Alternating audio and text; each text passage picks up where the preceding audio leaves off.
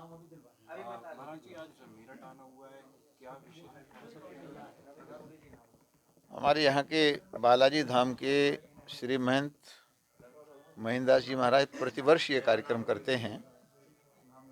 तो आज उन्होंने अखिल भारतीय अखाड़ा परिषद के माननीय अध्यक्ष जी को और संतों को आमंत्रित किया एक संत सम्मेलन के लिए। तो चूँकि वो सम्माननीय हैं, हम लोग उनको बहुत सम्मान भी करते हैं, लाड प्यार भी करते हैं। उनके आग्रह का सम्मान करते हुए सभी साधु महात्मा यहाँ पर आए हुए हैं। एक आध्यात्मिक कार्यक्रम है। महाराज जी, यूपी में कांग्रेस की भारत जोड़ो यात्रा है, लेकिन किसान बेल्ट में आके किसानों का जिक्र नहीं करा उन्होंने। किसान के मसीहा कहा जाने वाले प्रधानमंत्री उनका भी जिक्र नहीं किया।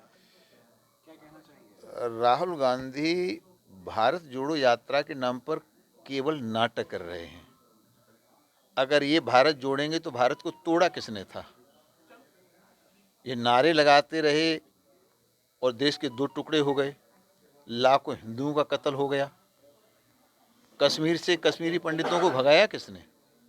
इस देश में योजनाबद्ध तरीके से सिखों का कत्ल किसने किया? साधु सन्यासी गोरक्षा की बात लेके दिल्ली में गए थे, उन हजारों साधुओं की हत्या किसने की थी? तो जो हजारों साधुओं की हत्या के दोषी हैं, जो कश्मीरी पंडितों की हत्या के दोषी हैं और विस्थापन के दोषी हैं, जो सिखों के कत्ल के दोषी हैं, जिन्होंने भारत का विभाजन किया, भारत के टुकड़े करने के दोषी हैं, आज जब उन्हें अपनी जमीन खसकती हुई नजर आ रही है तो भारत जोड़ो यात्रा का वो नाटक कर रहे हैं। भारत की जनता सब जानती है और आने वाले 2024 के लोकसभा चुनाव में सटीक जवाब देगी और सारे देश से कांग्रेस का सुपड़ा साफ हो जाएगा। अच्छा, एक चीज और है, साधु संतों और योगी में देखा गया है कि वो चाहे कितनी भी ठंड हो, बर्फ में भी एक कपड़ा डाल लेते हैं, उनका हो जाता है गुजारा। ये टी शर्ट डाल के घूम रहे, कह रहे हैं कि मेरे को ठंड नहीं लग रही है। नहीं, देखिए, वो केवल अभ्यास होता है।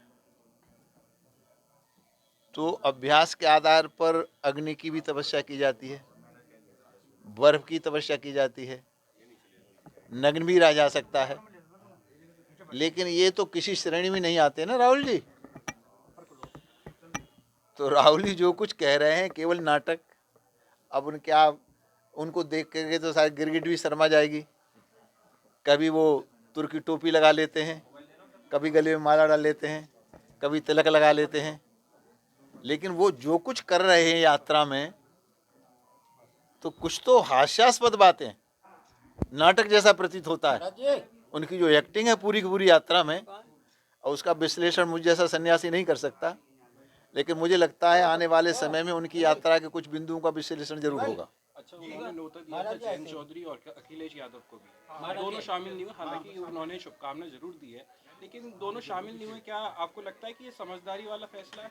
नहीं, मैं समझदारी ना समझदारी की बात नहीं करता। वर्चस्व की लड़ाई है, सब अपनी अपने वर्चस्व को बचाने की लड़ाई लड़ रहे हैं।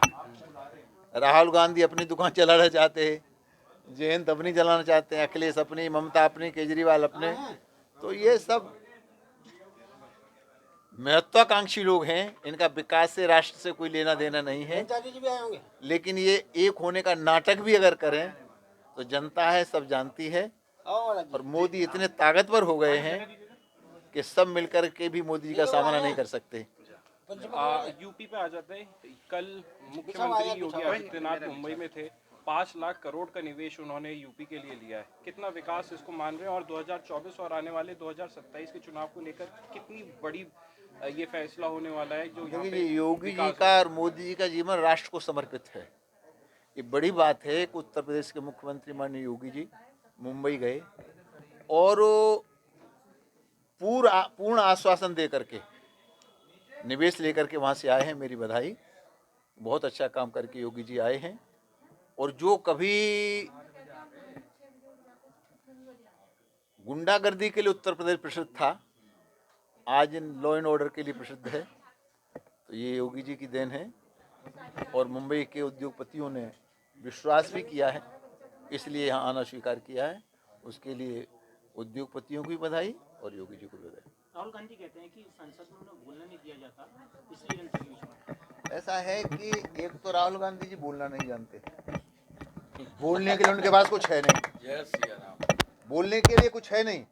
हमारे आप प्रोसीडिंग देखिएगा, आप लोकसभा अध्यक्ष बार बार कह रहे हैं बहस करो, मुद्दों पर बहस करो, ये बहस करने के लिए है।